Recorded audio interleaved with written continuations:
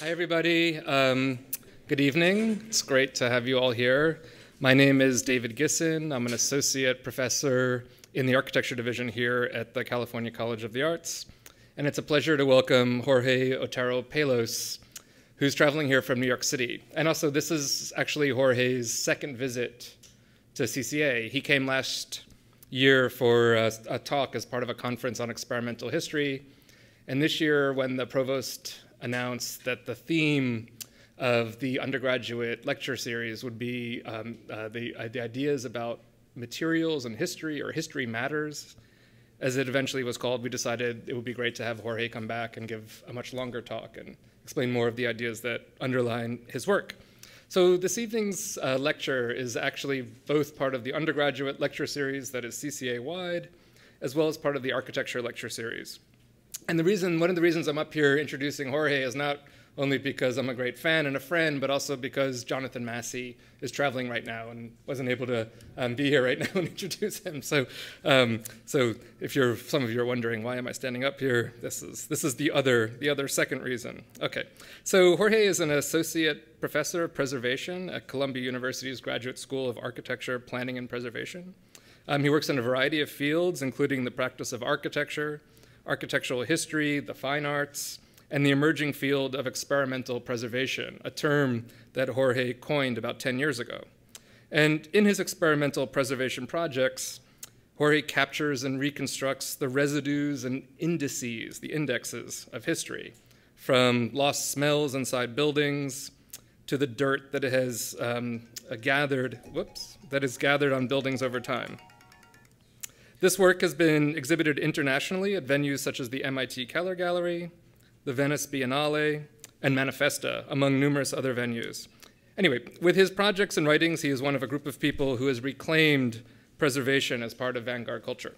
So in addition to his practice, Jorge is the founding editor of the journal Future Anterior, a journal that explores histories and theories of preservation.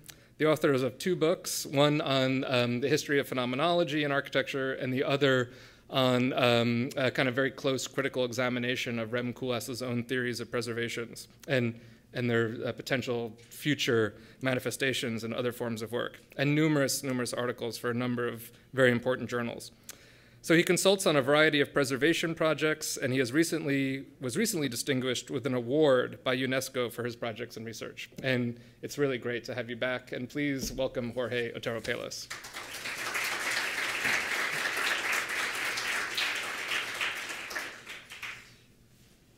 Well, thank you very much for that very kind introduction, and thank you all for being here. I'm very pleased to be able to come back to the CCA and to speak tonight and to hopefully have a little bit of a conversation afterwards.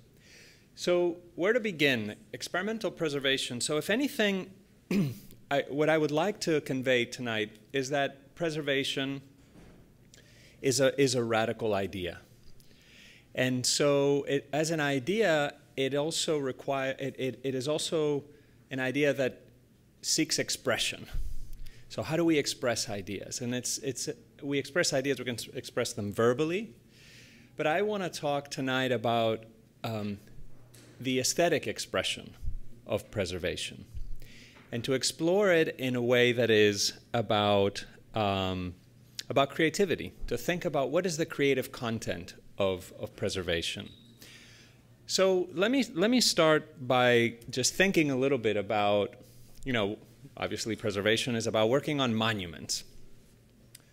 But what are the kinds of things that we consider monuments? I'm very interested in the fact that monuments are not really meant as monuments when they're made. They're sort of created afterwards. So if you think, for example, of the Eiffel Tower, it was meant to be an ephemeral construction. It was meant to be the arch to the World's Fair, and then it was meant to be taken down. But then at a certain point, and people, they were split. Some people said, this is a terrible thing. It looks awful. It looks like a penis. We got to take this thing down. It's ruining Paris. And then a certain group sort of, began to develop the sense that this thing should be saved, that it should be preserved, that it should be maintained in perpetuity. So they chose to keep this object. And why did they choose to keep this object? I mean, I believe that part of what we do when we choose things to keep around is that we imagine a certain type of future. Or rather, we could say we can't imagine the future without that thing. So Parisians began to think of their future, and they couldn't imagine that without the Eiffel Tower. Now, why would something like that happen? The future is a scary place. The future is very difficult to imagine. So we need things that help us imagine the future. We need to sort of put things out there that help us imagine the future. And I think that's what preservation helps us do. Preservation begins with a choice about what that future is going to look like. What are we going to put out there? What are going to be we call them landmarks. What are going to be the landmarks that are going to be placed in a sort of sea of the unknown and that are going to help us understand what it's about, or how to begin at places where we can map the future from. I think of this in a way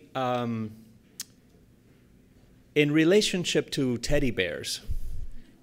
If you think of a teddy bear is an object that helps children make a transition, right, between a very scary thing like sleeping and waking, right? Like what is the inside of me and what is the outside of me? It's very difficult for children to figure that out. Actually, for some of us, it's maybe for those of you out there, sort of, is also difficult. Like me, it's like we're all constantly like, what the hell was I thinking?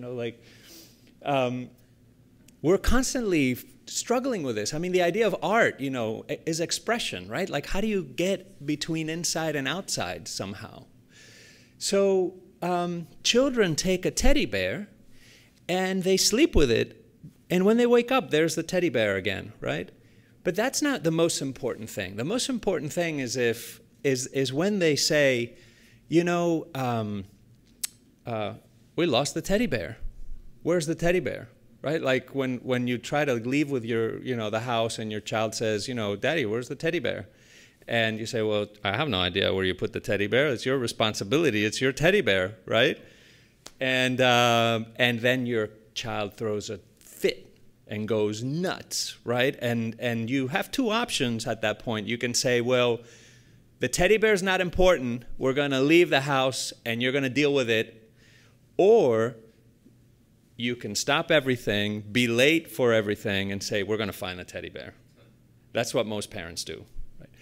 And what happens in that process is that the child understands reality.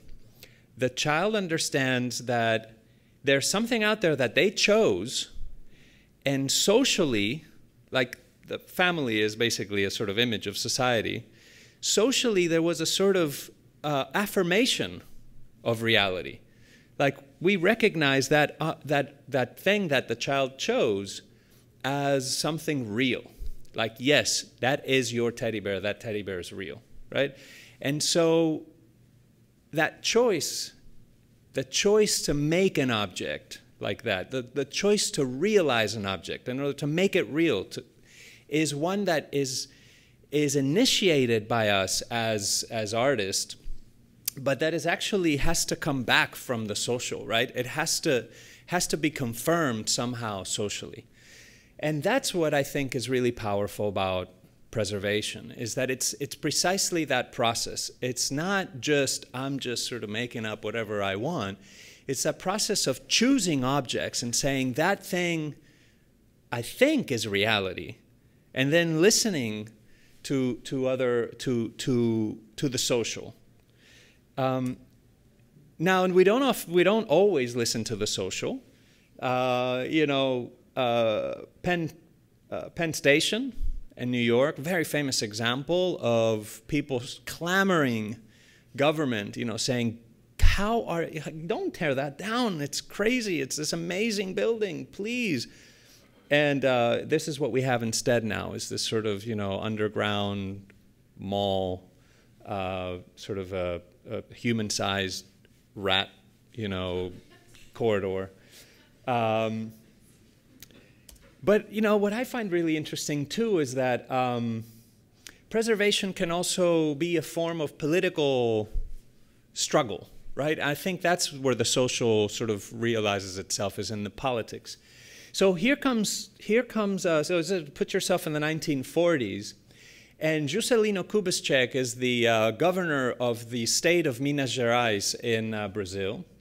And he commissions a young architect called Oscar Niemeyer to build a new church. Now, the Monsignor, the cardinal, did not ask for a new church, but the governor wanted a new church in this new development around this lake of Pampulha. So he designs this thing, and Monsignor says, that thing looks like a plane hangar. I am never going to hold Mass in there, and I'm never going to consecrate that church. Big crisis, right? What does Juscelino Kubitschek do? He designates it like 2 years after it's built. And he says, you do whatever you want, but this thing is now a national monument. So, we'll wait for you until you decide to consecrate it. And eventually, the next Monsignor came and consecrated the church, and, now everybody happily prays inside. So the idea of preservation can also be a way to, in a way, push against political structures. If you think of the Catholic Church as a political structure, which of course is a lot more than that, but, to some extent, it also is. So, so now to move a little, so I just wanted to sort of set the stage a little bit about some of those themes, some of those ideas, to try to develop them a little bit more and show you some of my projects. This is a collaboration with Work AC, an architectural firm in New York, very, very talented architectural firm. And they called me in to collaborate on the redevelopment of this island, which is called New Holland Island. This is St. Petersburg in Russia. This is the Hermitage Museum. And this is, over here, the building called the Admiralty, which didn't have all those buildings inside. It was empty. It was just a big courtyard, and that's where they built the ships. Peter the Great founded St. Petersburg in the early 18th century. He took that piece of land over from Finland so he could have access to the Baltic Sea, and then proceeded to build an imperial ship, navy. And this is where they stored all the wood. And there was a canal that came, that linked it to the shipyard, and they would float the wood down the canal and build the ships.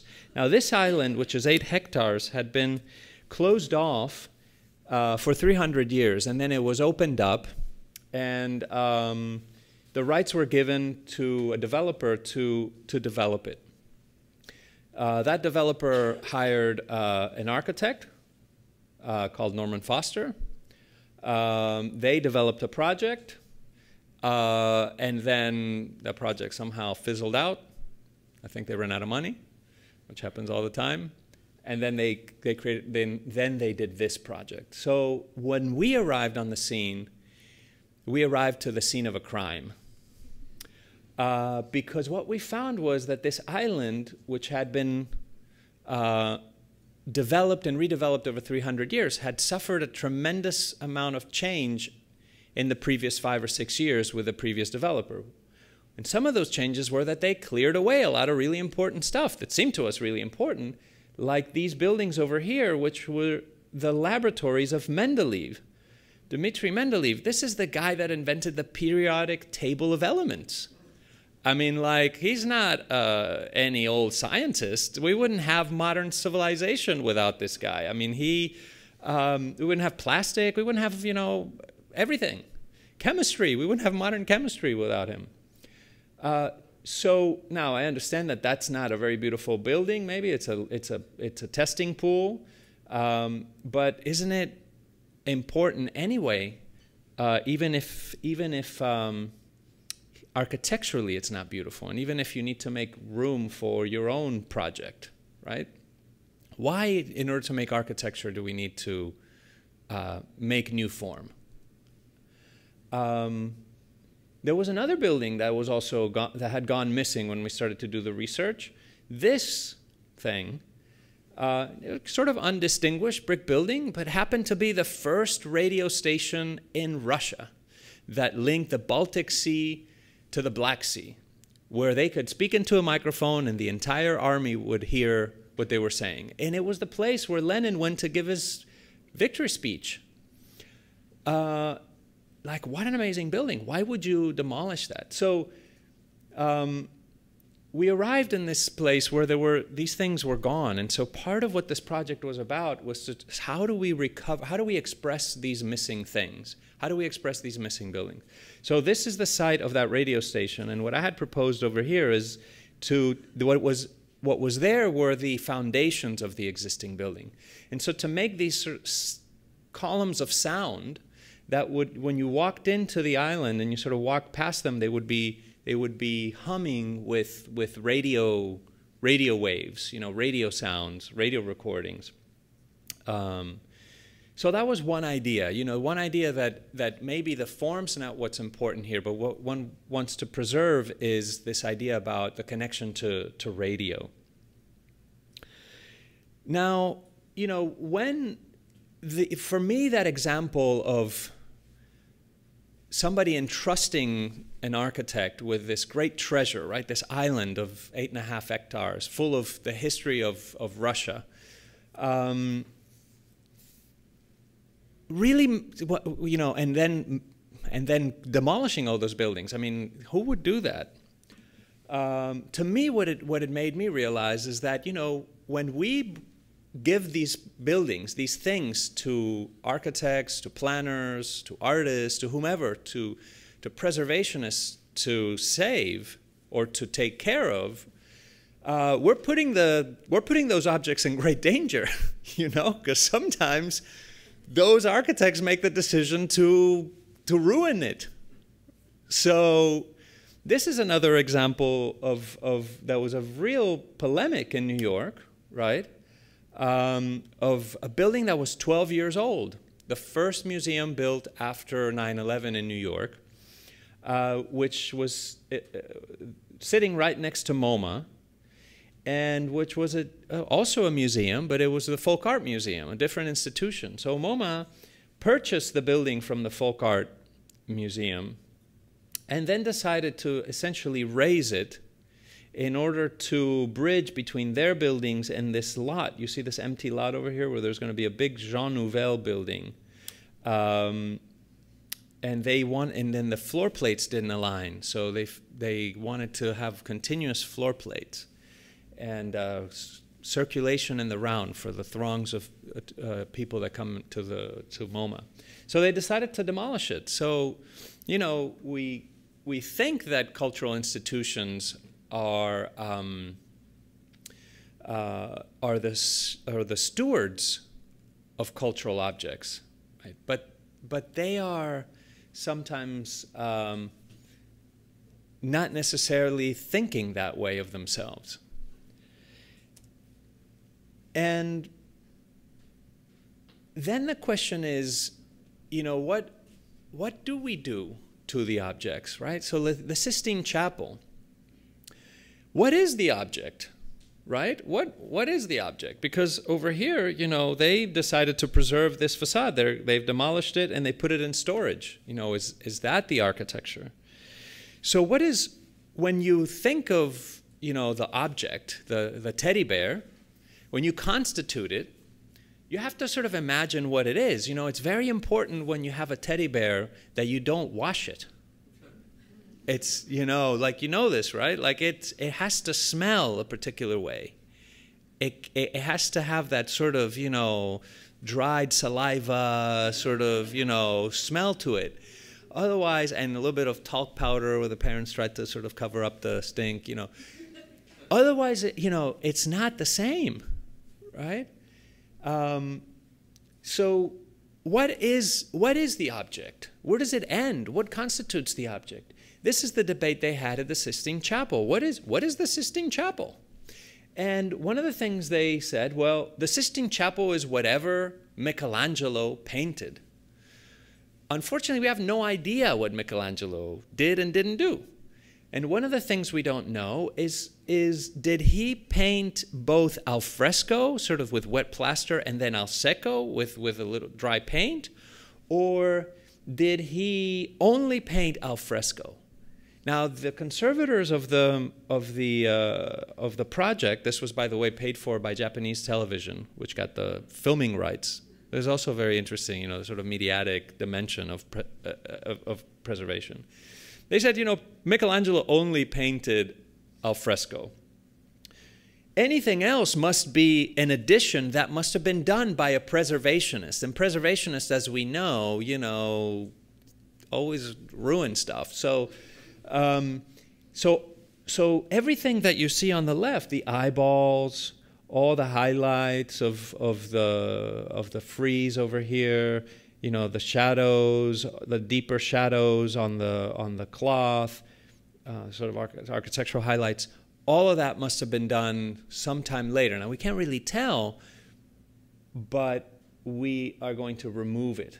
And so they removed everything. So now you have these figures that don't have eyeballs. Now you think to yourself, did he really paint a figure without eyeballs? I mean, what was he thinking? Or what were we thinking? So have we ruined it? Have we ruined the Sistine Chapel ceiling? But the idea, the idea of that, the preservation idea was what? That preservation has no place here. If you think about it, what they wanted to remove was previous restorations. That preservation shouldn't be a mode of expression that should be part of the work, right? That it's external to the work. So if you think like, it's like washing the teddy bear, right? It's like but something's gone when you wash that teddy bear. So what is intrinsic and extrinsic to the work, for me, is very interesting, because we tend to think of art as that which comes out of your brain, right? Like that's like the artist's intention. But the argument I'm trying to make is that, in fact, it's not really the artist's intention. It's the artist's intention in response, and the response from the social that constructs the reality of the object. And in addition to that is all the things that are added in the meantime. Like the social is also an environment. Like for me, the social is biopolitical. It's not like just sort of abstract thought. I mean, the social exists in a place, in an environment. And the environment our social has been, you know, existing in is a very polluted environment. It's an environment where, for example, in Pittsburgh, the smoky city, you couldn't see the light of day in the middle of the day at 12 o'clock, you know, noon. That you couldn't see the sun because there was so much pollution up in the air. This is something that David's been working on, and he has all these, you know, been thinking about these reconstructions of the sky of Pittsburgh, which I think is amazing. So to me, this environment is really a part of the work. It becomes a part of understanding objects, you know, the objects that we choose in the future that we imagine. Now, we don't, like the minute that, so this is England, but the minute that, I mean, obviously, you know, the interesting thing about this image comparison is that, you know, on Sunday, when the factory is closed, you get wonderful blue skies. And on Monday, when they turn on the factory, everything, you can't see the sky again. So the environment is in a way man-made. Now, we don't like to think of this culturally, right? We don't like to choose that as the object that we want for the future, right? We don't like to imagine our future as full of pollution. We want to pick the Eiffel Tower.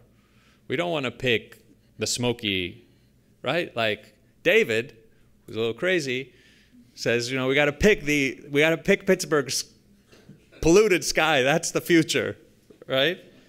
But in Pittsburgh, the first thing they did when deindustrialization happened, they started cleaning the buildings.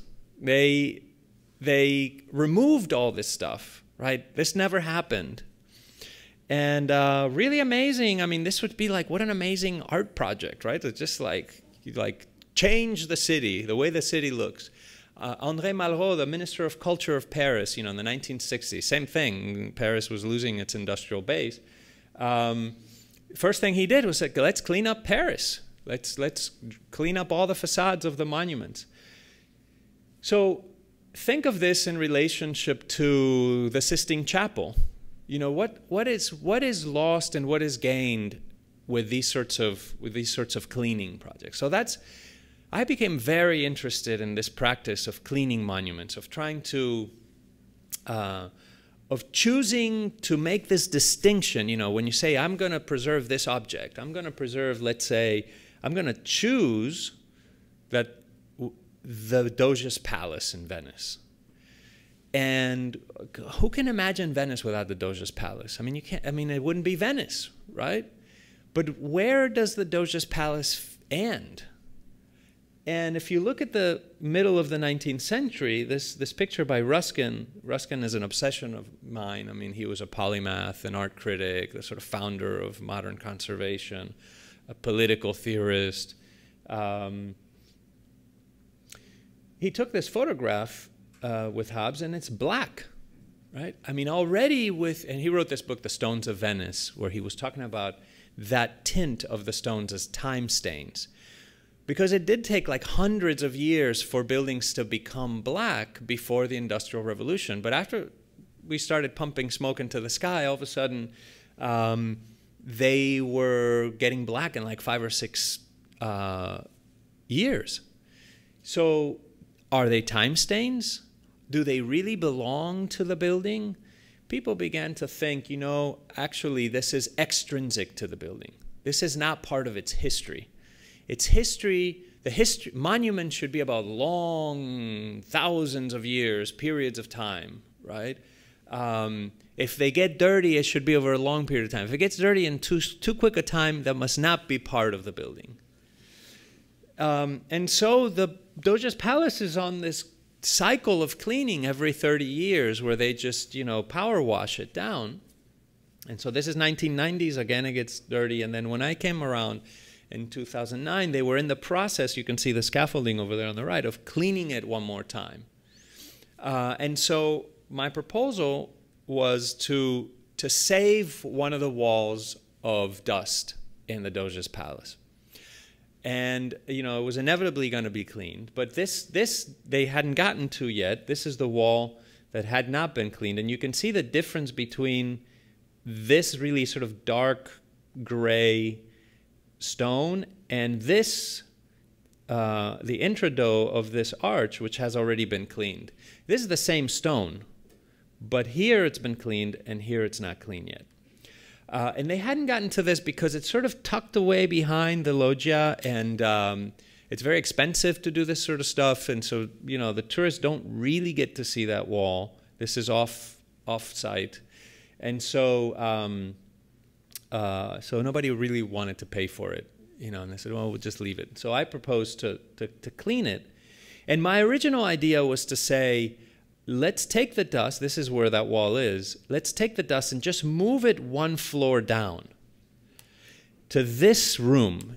Why? Because that's a really important room. That room is the first museum of a building to itself, which was an invention of Camilo Boito in the 1870s, because the pollution was so much that basically it was beginning to erode all the stone. Sort of the craft of the stone was sort of melting under the acid rain.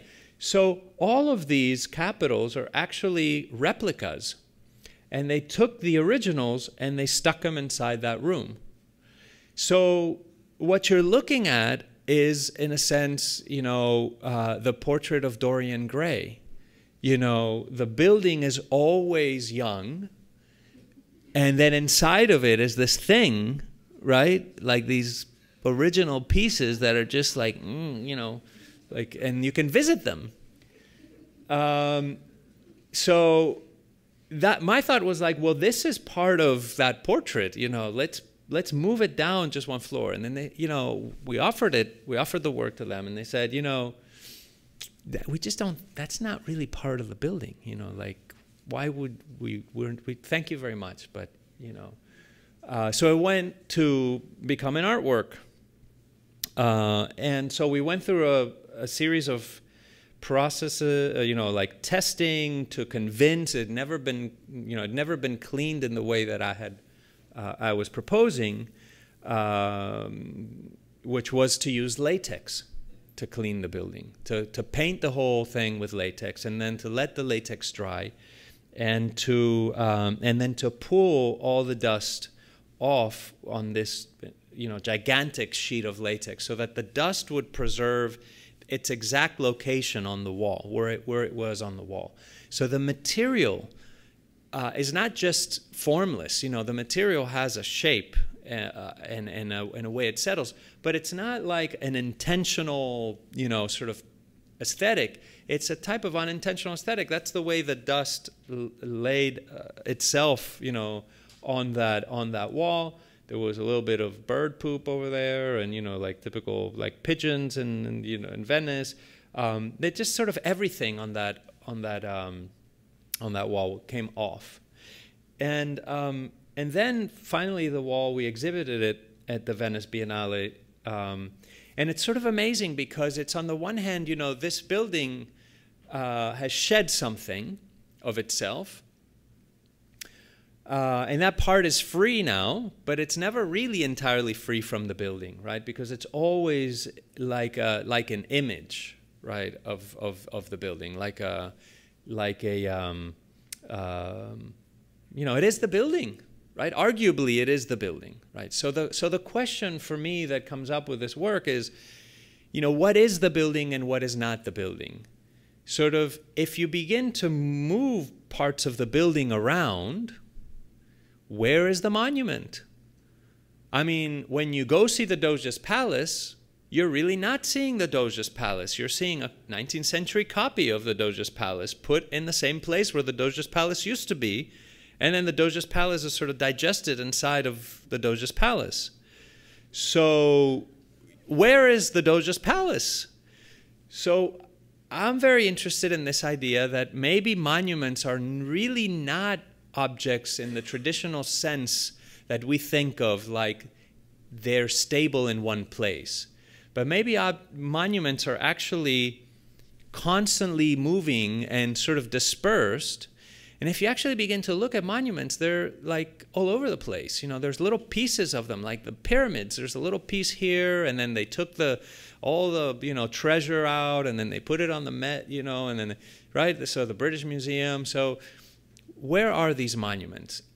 So if they're not physical, stable objects, right, what holds together all these pieces? And I would say what holds them together is an idea. They're held together by an idea. And that idea is experimental preservation. That idea is what we construct conceptually is the object, right? Is this idea of transition, of time, of moving into the future, but in this case, maybe of empire, of naval empire building, you know, of the Venetians. Or in this case, the Houses of Parliament in London, which is a project I'm currently working on. This is Westminster Hall, 1,000 years old. What is the idea of this building? Well, I mean, sort of in an obvious way, it's parliamentary democracy. It's sort of the origin of parliamentary democracy. I mean, you could argue with that, and you could say, oh, the Greeks had democracy, but it's not, they didn't have this sense of parliamentary democracy, this sort of, you know, you have the Senate and the Congress, right? Like the House of Lords and the House of Commons, and that balance of power. So this is the sort of birthplace of it all. And this piece is the original Gothic Gothic piece, 1,000 years old. Of course, everything else burned down in 1834, and then they rebuilt the Houses of Parliament, Pugin and Barry, in the neo-Gothic style. But all this, in a way, wouldn't have any meaning without this original piece, right, of this original piece of the building. Now, we have no evidence of it ever having been cleaned. So, you know, I proposed to clean it, and it was, you know, we went, it's a very complicated process. We've been working on it for years. It's a very, you know, we haven't, you know, we've kept it under wraps. We haven't told anyone about it. You know, we just sort of, you know, doing our work. We're almost done with the cleaning on the interior. But of course, you know, this is government. So there's public records, and, you know, there's journalists that are there constantly sort of sifting through them. So at some point, you know, I got an email with this thing, you know, that that sort of sent chills down my spine, because it's so political, right? And what was funny was not like the actual article, was the comments. You know, now the comment section. Oh yeah, latex, that's right, you know, put latex on the minister, you know, that's what he needs, you know. So then we're thinking, oh my God, you know, how could they do this? How do you disable comment function, you know?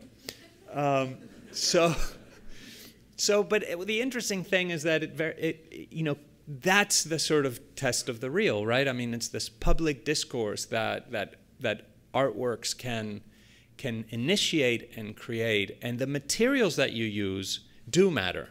There are all sorts of associations to latex in our contemporary society, which are sort of unavoidable. And you know, when I began to use latex, that's not what I was thinking. I mean, frankly, I was thinking of latex as a sort of non-material. You know, it was like, it's what worked. But more and more, I've become aware of the latex, you know, as having its own dynamic. And so, yes. But the idea for me is to really try to understand, let's say, ourselves, our society, our place in the world through art. So, and the material is, of course, latex, but also pollution. So, and primarily pollution for me. How do we understand this thing that is part of our environment, that is such a big piece of our environment? Now, how do we understand it? By working with it, you know, by working as artists with it. Well, this is a aluminum factory built by Mussolini in the north of Italy, in the Alps, sort of the pathway that people would take in the 19th century as they traveled from London to Venice, and especially Ruskin as he traveled from one to the other. And aluminum is the most polluting metal to make. That's why we restarted by recycling aluminum, right? Aluminum cans and so on. So this was a highly polluting factory that is now being turned into an office space. And so they had the Manifesta European Contemporary Art Biennial in this space as a process of cleaning it up, you know, and sort of transition moment. And so my proposal was to try to save the dust in this building, you know, to try to save the evidence of that dust in the building, and to take the entire wall of the like what used to be the machine hall of that building. And, you know, you see that they've already cleaned the sidewalls over here. You know, that's already been cleaned. This is yet to be cleaned. And then this wall over here, we were able to save all the dust. And this is the clock, the factory clock, which was gone by the time we got there. That's the electrical conduit that brought the electricity to the clock. So, you know, it created a shadow that was, you know, in the dust. And then, you know, we just displayed it all in front of the existing cleaned wall. And so here you have the dust sort of floating in mid-space in front of the cleaned wall. And you know, it's very curious that when people see pollution as a physical thing, how they respond to it. You know, because normally we talk about pollution as an abstraction, as a type of, you know, it's a number, it's a parts per million, it's this sort of thing. But when you see it as a physical artifact, I think the relationship to it begins to change.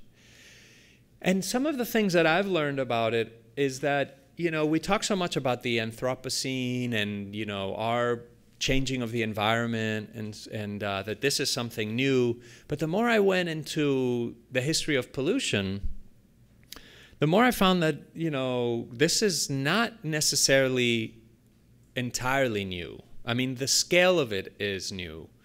But the Romans had polluted the atmosphere of the entire planet in order to make money. So in order to make silver, to make coins so they could have an empire, just the physical idea of making coins, they had to burn so much wood. They sort of burnt down all of Spain, I think, you know. And in the process of making silver, you also make lead. And the lead isotope is so stable that when they go through and do these ice core samples in the North Pole, they discovered the pollution with the isotope from this mine in Spain, where all the silver for the Roman Empire came from. Now that's a long way, you know. It's like very far, 4,600 kilometers. But actually, when you think about the wind, it's even further, because the wind takes the pollution all the way to South America, and then it brings it up and through the United States, and then whew, and then it goes up to Greenland. So it's actually like, you know, 5 or 6 times that distance. So what that means is the Romans polluted the atmosphere entirely. So I went to this mine, which is has been reopened at various points throughout history, especially in the 19th century when Spain was very poor, and went and tried to, you know, find these basins where the ore was cleaned, and to begin to choose them, you know, to try to make these into objects, right? To choose these objects as part of our collective future. Here you have the landscape that was left by the Romans. They basically exploded through water pressure. They brought aqueducts and exploded the mountains inside out. They just pumped water inside the mountain and then, you know, reversed it. So you have this sort of moonscape over there. This is, by the way, where flamenco comes from. You know, like flamenco. Have you ever heard flamenco? They're like, look, they sound like they're crying, like, ah, you know. They're crying because they came out of the mine. They're all miners. And so the big festival of flamenco is right here. Is called La Unión, the Union. So anyway, so, you know, you know, this was sort of commando style, you know, going into, this was an abandoned mine. But then this became a work that was exhibited in Australia. And then you think, like, why Australia? You know, so this gallery is in Australia because they are trying to understand their relationship to mining. That's part, like, one of the biggest part of their economy is that they export coal to China. And that's, you know, what fires the Chinese coal plants is in part their own coal production, but basically all of the coal exports from Australia.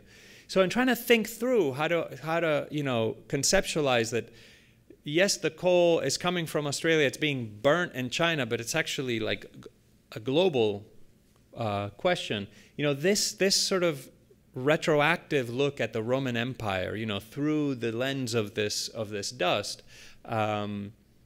was very suggestive. And so here you have some of those, you know, there's idea about strip mining, because that's what they do, you know, it's like strips. So these are smaller pieces, and in a strange way, because it's also like landscapes. So, I mean, it's very difficult, you know, how do you capture a landscape? And so again, like the form is not necessarily here one of a building, you know, but it's really trying to capture the dust itself as part of those minds. So here you have some, you know, just some examples of how this looked in the exhibition. This is going to be shown again in New York now in November. So with that project, you know, where is the mine? Where is that mine, that Roman mine, right? Is it really in Spain? Is it in the North Pole? Back again to this question of where is the monument? And what is interesting to me is, okay, what is, if what we do in experimental preservation is to work actually physically on the thing, right? You work on, it's like if they give you the manuscript to, I don't know, your favorite book, and you get to actually edit it, right? You have like a really important responsibility to sort of not really change it too much. Because that's it. That's the only document there is. But when you look at what preservation does, you know, when you think, okay, where is the Parthenon? Well, okay, well, part of it is here in the Acropolis. Part of it is at the British Museum in London. They are now actually dismantling all the pieces of the Parthenon that are sculptural in any way and putting them down in the Acropolis Museum, just the skirt of the Acropolis that was designed by Chumi, if you know the project. And then they're putting up replicas of the concrete replicas of what was there before. And then if you look at, you know, what's going on is this is the Parthenon in the 19th century. There was an Ottoman village up there. And then when the Germans came and installed their king, King Otto, you know, the son of Ludwig of Bavaria, when they're sort of colonizing of Greece, they said, we really are not interested in the Ottoman Empire. We're interested in the Periclean rock. We were interested in this moment, the greatest moment of Greek history. And so they proceeded to demolish all of this and slowly to begin to reconstitute the Parthenon. Look at this. The entire side of the Parthenon's missing. And now it's there. Since the 19th century, there you have, like, you know, there you have the new pieces that have been put in recently, right? So since the 19th century, the Parthenon has been this continuous construction project. So what are we looking at? Are we looking at an ancient building, or are we looking at a really contemporary work of architecture? So this paradox for me is really interesting, because in a way it sheds light on the mode of aesthetics that experimental preservation works inside of. Because experimental preservation is always in a way dependent on the object. And it has to operate in such a way that it supplements that object. It's trying to make that object do something it wasn't meant to do. This was a ruin, and it's now standing for a lot longer than it really was meant to stand, or could stand, really. But we assume that it really should stand. It's a monument. It's the Parthenon. Isn't it sort of meant to last forever? Don't stone monuments last forever? No, they don't. But so preservation is a way of aesthetically supplementing the object that we choose. So making it do what it shouldn't do, right? Making it last. So it's about time in a way. But it can only do that if it's a really compelling idea. So what's the compelling idea about the Parthenon?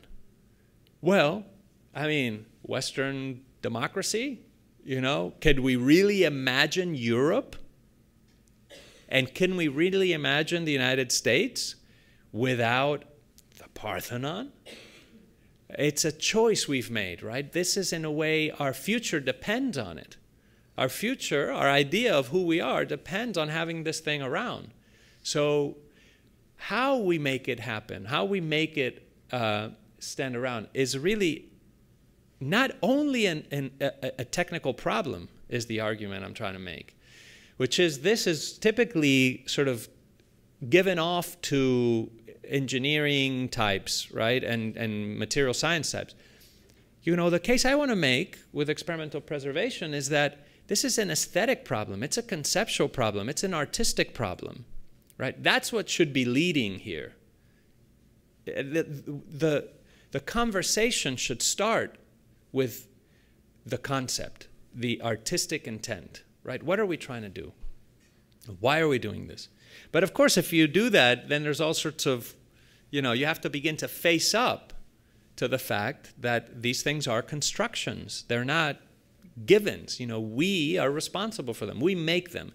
In other words, culture is not there and then we come and we preserve it, right? In the very choice to preserve an object is the origin of culture, right? And we make and remake it with every time we make that decision to invest in the preservation of an object. And so with that in mind, I just want to show you one last project, which for me was a project that was very important because it was about trying to understand, you know, the boundaries of aesthetics, right? Like, where do they end? And we're so used to talking about aesthetics in terms of visual, you know, tactile, you know, problems. So the glass house is a house that was designed built in 1949 by Philip Johnson, who was, for some people, a great architect, for some people, like a, you know, a terrible copycat, you know, gaudy, you know, type. But he was a very powerful person because he was very rich, and he was the son of the lawyer of Alcoa Aluminum Company. So he was extraordinarily wealthy, as his masters. So he was the founder of the MoMA architecture department, and built himself this house, which is actually a two-piece house. It's a glass house and then a brick house. They're facing each other, and this has his bedroom and the kitchen and living room, and that cylinder is a bathroom, and then across is you know, guest bedrooms and bathrooms. And of course, he acknowledged the fact that this was inspired by Mises Farnsworth's house, which he had designed by 1949 but hadn't built, so he got there first. Now, he was so wealthy that upon death, he donated it to the National Trust for Historic Preservation. He chose his house as the monument that we should care for, right? All right. So the National Trust said, okay, that's an interesting idea, you know, you donated to us, but we need to take care of it. So you're going to have to also give us money to take care of it in perpetuity. He said, okay, you know, and endowed the conservation of the house and the preservation of the house. So, but that's interesting, you know, because here is some, you know, that's a sort of separate discussion that we can have in the Q&A. Who gets to make the choice? I was brought in because they had the stain in the ceiling, and they said, well, you're the guy that cleans stuff, so why don't you take a look at it? You know, what should we do? I said, well, that's a fascinating stain. That's a really interesting stain. It's actually no longer there. It sort of bled into everything else. This was a water stain, but what the water had seeped out was all the nicotine in the ceiling. And this house actually is called the glass house, but in fact, it was never, they were smoking in there all the time, and it didn't have operable windows. Like, how do you build a house that's a glass house and it doesn't have operable windows? Like, there's like somebody wasn't thinking. And so in order to ventilate the house, they had to open the doors. They had 4 doors. And you know, sometimes they would, you know, one famous night, they apparently, apocryphally, Philip Johnson, who was sitting right there next to Andy Warhol and David Whitney and Robert Stern, and this guy, I have no idea who he is. And I've always maintained that he's some sort of CIA agent that was like, you know, just there. Because, you know, they apparently, and this is, I didn't know this, but this is a little malachite box that's always there. It's still there. And apparently it was full of weed. Like they used to, can you believe that? It was unbelievable. I didn't know that at the time of this project, but back to the door. Yeah, so they left the door open and they went to bed and a deer came in. And so they turned the lights on, what the hell's going on, you know, and the deer freaked out, and when you turn on the lights in a glass house in the middle of the night, it becomes a mirror. So the deer went nuts and went through one of the glass, you know, mirrors. And so that was the first glass that went missing, and then now all the glass has actually been replaced. It's been replaced, by the way, in a way that I, you know, object to, which is that it's funded by Oldcastle Glass, and so Oldcastle Glass insists on having its logo in the corner of each pane of glass, which I think is, you know, like crazy. But what I wanted to do is to say, okay, well, does this stain belong or not? Is this part of the monument? Is this not part of the monument? You know. And for me, it was a very important part of it. And so how do we understand the meaning of these of the stain? How do we do this? And I didn't think it was the same sort of stain as the kind of things that I'd been doing with latex and you know, cleaning pollution. This is a different sort of stain. So I wanted to draw attention to it, because I think that one of the things that preservation does is to organize your attention, your relationship to objects. You know, that's one of those supplementary roles, like the aesthetic expression, is not to make something new, but it's to reorganize the way that you experience what's already there. But how to do that? You know, you can't just put a frame around it. So my idea was to actually change the smell inside of the building. To say, okay, well, what if when you go into the glass house, which is dirty and, you know, has these stains on the ceiling, it actually smells new? What if you experience it that way? So I brought the smells here for you, and I'll just circulate them around so you can be the judge. So the first smell is from 1949. So I went in and did all the research of what did all these materials smell like when they were first created. So you're going to smell a lot of, you know, new leather, varnish, a lot of varnish on the wood, wet plaster, the kinds of smells that you would imagine a new building would have.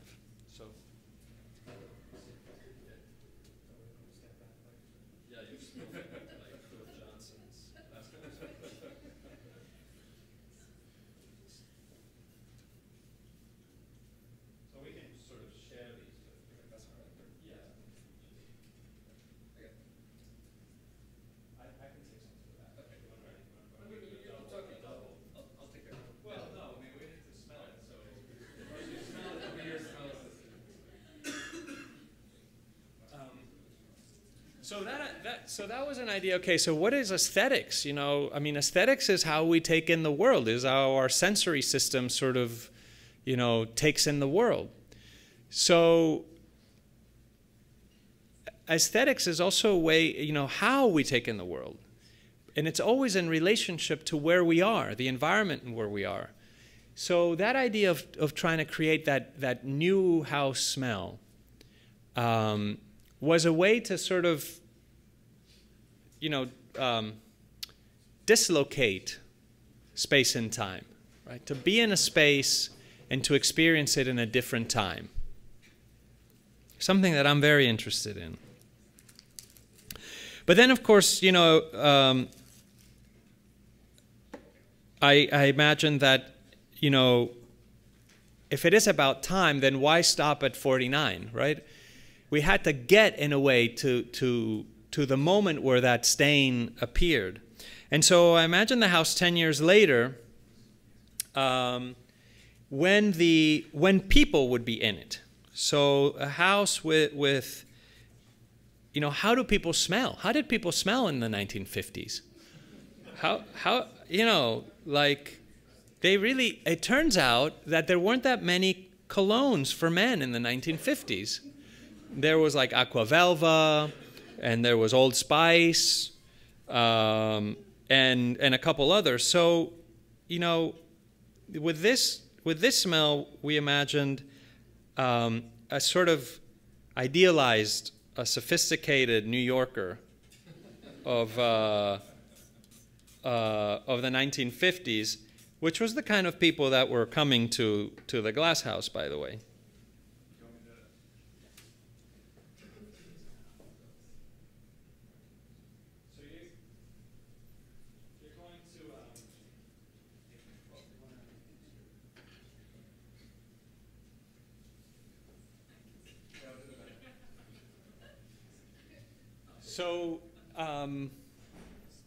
So again, imagine this layered onto the first smell. And that, you know, it is a little fresher, but it's also, you know, it's part of that, in imagining the house sort of inhabited.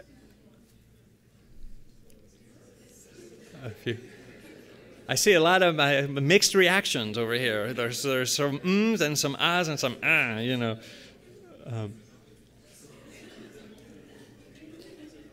So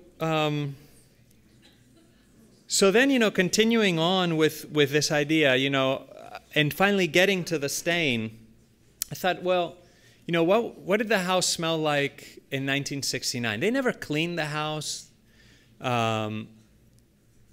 But, you know, they were constantly smoking in there. And so this smell is a smell that tries to reconstruct that space of inhabited by smokers, right?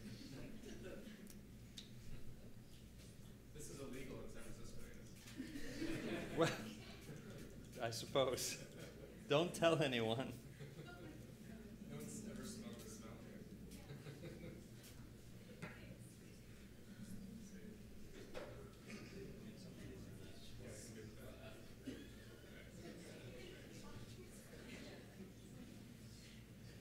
And so, I'll let you take a whiff before we...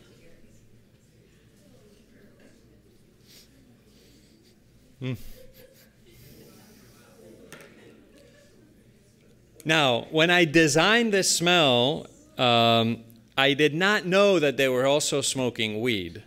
So you will not find any sort of cannabis tone in this. But if I were to redo it, that would definitely be included. There, by the way, is the malachite box, which had rolling paper in it also. Now, the interesting thing is when I presented this to the National Trust, you know, and I suggested that this be a permanent installation, you know, that when people come to visit, that they should be able to smell these smells, they thought it was a very interesting idea until they smelled that last smell. And then they said, you know, it really smells like trailer trash, actually. Like, why would we want to do that?